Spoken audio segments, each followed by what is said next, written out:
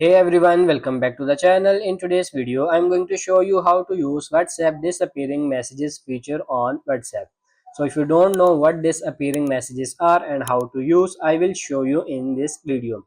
So let me open WhatsApp application first and then just open any random chat. Now, what is disappearing messages means? So as you can see, this increase your privacy and can improve storage on your device. New messages disappear for everyone after the selected duration. Anyone can keep or unkeep messages in the chat. Group admins can limit this. People may find other ways to save messages.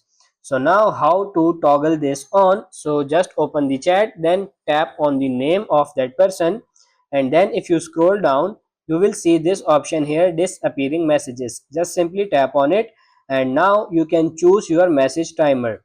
Now you can select 24 hours, 7 days, 90 days.